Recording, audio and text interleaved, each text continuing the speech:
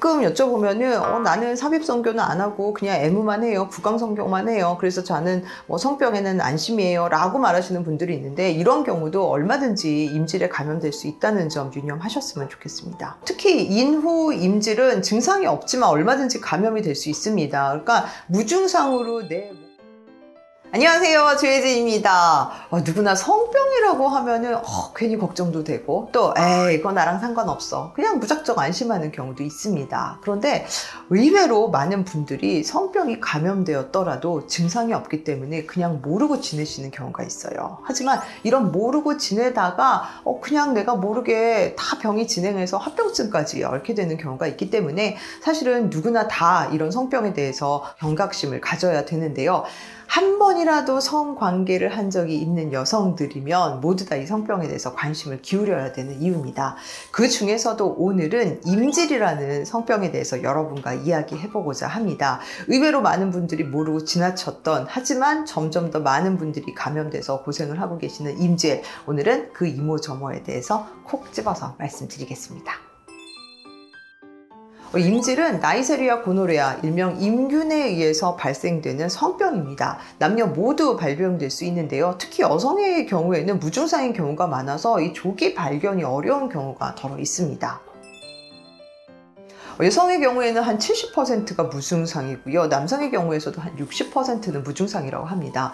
남성에서 증상이 나타나면은 이제 배뇨시 통증이 있다던가 아니면은 소변 볼 때 고름 같은 분비물이 나오기도 하고요. 또 부거한염 같은 게 나타나기도 한답니다. 그런데 여성에서는 70%나 무증상이고, 또 증상이 나타나면 자궁 경부에 염증을 초래하기 때문에 분비물이 좀 많아지고요. 또 골반염이 생길 수 있어서 배도 좀 아프고 열도 좀 나고, 경우에 따라서는 생리불순도 생기기도 합니다. 그리고 드물긴 하지만 내가 이렇게 임균을 눈에 감염을 시켜서 결막염, 안염이 나타나는 경우도 있고요.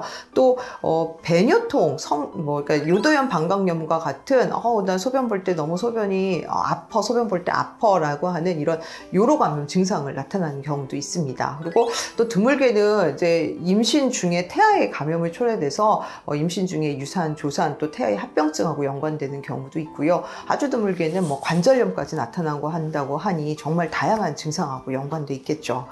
그리고 여기에만 감염이 이루어지는 게 아니라 이제 외생식기에도 생길 수 있는데요. 특히 항문 선교를 하는 경우는 항문에도 이 임질 감염이 나타날 수 있고요. 또 구강 선교를 하는 경우에는 인두에도 나타나서 항상 관계를 했더니 목이 아파라고 하는 이런 경우도 사실 있을 수 있습니다. 그리고 드물게는 이제 간 주위 농양이 생겨서 이게 아랫배가 아픈 게 아니라 이제 우측 상복부가 아프다든지 이런 또 다른 증상을 나타내는 경우가 있어서, 어쨌든 간에 다양하게 우리 온몸의 구석구석에 염증을 초래할 수 있는 게 바로 임질이라고 할 수 있습니다.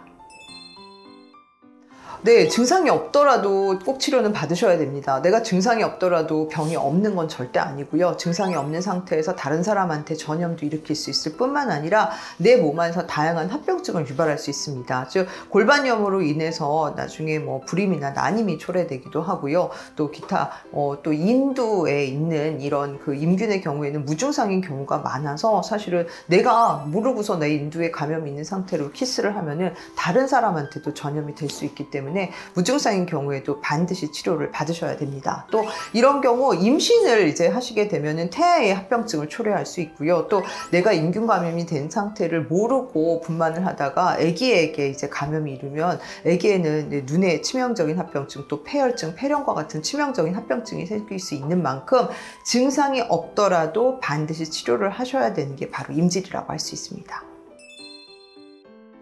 임질은 감염자의 점액이나 체액이 생식기라든가 아니면 항문, 또 구강을 통해서 전염이 이루어집니다. 그래서 대부분은 성접촉으로 이제 이루어지는데요.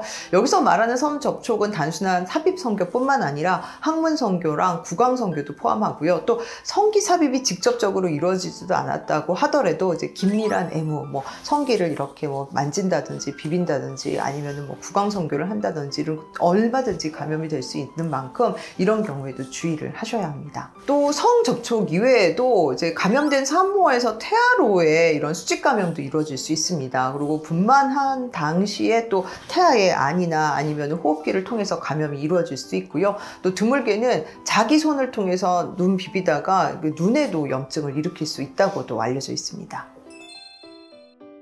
네, 구강성교를 통해서 임균이 인후에 감염된 경우에는 키스로도 옮을 수 있습니다. 그냥 단순한 입맞춤으로는 좀 힘들 수 있겠지만 내가 인후에 임질이 있을 때는 키스로도 전염이 될 수 있고요. 또 구강성교를 하는 과정에서 또 옮을 수도 있습니다. 그래서 가끔 여쭤보면은 나는 삽입성교는 안 하고 그냥 애무만 해요. 구강성교만 해요. 그래서 저는 뭐 성병에는 안심이에요 라고 말하시는 분들이 있는데, 이런 경우도 얼마든지 임질에 감염될 수 있다는 점 유념하셨으면 좋겠습니다. 특히 인후 임질은 증상이 없지만 얼마든지 감염이 될 수 있습니다. 그러니까 무증상으로 내 목구멍 안에 인후에 이 임질균이 있는 경우 키스로도 상대방한테 전염될 수 있고, 또 그 반대 상황도 있을 수 있기 때문에 내가 김미랑 키스만 했는데도 그다음부터 목구멍이 너무 아파 라고 하는 경우에는 뭐 다른 감기 증상 없이 목구멍에 문제가 있다, 뭐 인두에 좀 이상하다 예전이랑 한다면은 이런 경우에도 검사를 해보실 걸 권하고 있습니다. 보통 감염된 후 이틀에서 일주일 정도 있다가 증상이 시작되는데요. 근데 모두 다 증상이 있는 건 아닙니다. 게다가 어떤 경우는 수주일 지난 다음에야 증상이 나타나는 경우도 있고요. 또 드물게는 아예 무증상인 경우 내가 임질에 감염됐는지 모르고 지나가는 경우도 있기 때문에 항상 의심되는 상황이라면, 혹은 그렇지 않고 모르는 파트너랑 성관계를 했는데 뭔가 좀 찜찜하다면 이 STD 검사를 통해서 임질의 감염 유무를 누구나 다 확인하시는 게 중요하다고 할 수 있습니다.